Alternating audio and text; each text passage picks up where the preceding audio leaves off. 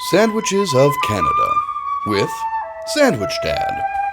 Today on Sandwiches of Canada, we're heading to Vancouver, British Columbia. And this sandwich is a hot dog. We're doing the Japadog. To make it, we've got wieners, we've got buns, but there are a few specialized ingredients I'd like to pick up. So I headed over to Market of Asia, which is right across the street from the Great Asian Market over there. Great Asian Market, formerly The Keg, and Market of Asia, formerly Jerry's Food Emporium, R.I.P. Jerry's. The main thing I needed was katsuobushi, bonito flakes, but I also picked up some soup dumplings, and my favorite Sac Super Pulp orange juice. Pulpy. But on to our Japadog prep. For those who may not know, Japadog started out as just a simple hot dog cart in Vancouver in 2005, expanded to a sit-down restaurant in 2010, and since then has become probably the most well-known sandwich in Vancouver, British Columbia. To start, we're making a lemon mayo with Kewpie mayo, sugar, some lemon zest, and a little bit of a squeeze of lemon. We're going to put that into a nice little squeeze bottle here and set it aside. And we'll continue on to prep some daikon. It's just a big white radish. You can find it pretty much anywhere. And all we're going to do is grate it into this tiny little ramekin. There we are. Next prep step, I'm going to take one of my kids' seaweed snacks from their lunch kits, and I'm just going to cut it up into thin strips into another, this time ceramic ramekin, because that's just what I had available.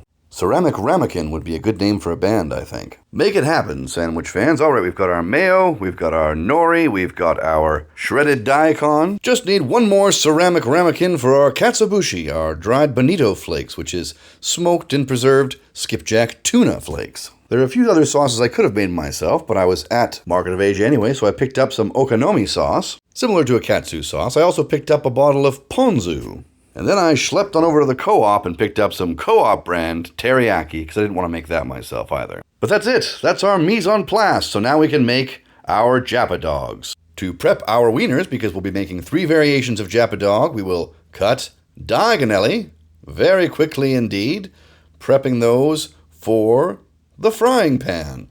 And we'll fry those up in a little bit of oil until they begin to look ready to eat. Then we'll prep our buns, nice fresh bakery buns, again from the Co-op. I'm going to cut those across the top. And why not, let's warm them up in the oven for just a little bit. Get them nice and extra toasty and warm. Once they're warmed through, we can begin to build. And for our first Japadog, we're going to do the Terimayo, probably the most popular Japadog that I know of. We'll burn our hands on that hot wiener, and then we simply add a spoon of teriyaki sauce. I suppose I could have put that in a squeeze bottle too, but it seemed easier to just spoon it out. We do have our squeeze bottle, though, from an old tie-dye kit from the kids, full of our nice lemony mayo. We'll make a nice looking drizzle across the top there. And then we'll add our shredded seaweed, our dried nori, on top. And that's it. That's the Terimayo Japadog. Next, the okonomi dog. Not dissimilar, but instead of teriyaki, we're using our okonomi sauce. Ketchup, Worcester, and oyster sauce if you want to make your own at home.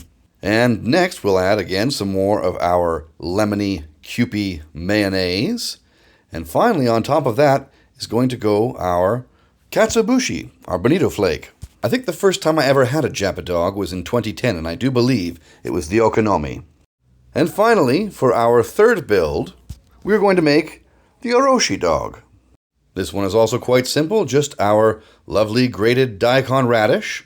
We'll pile it high, and then we will soak it in our nice ponzu sauce. A little bit of garnish of some green onions, green scallions on top. And that's it. 3 variations of Vancouver's Japadog. Terimayo, okonomi, and oroshi. All right.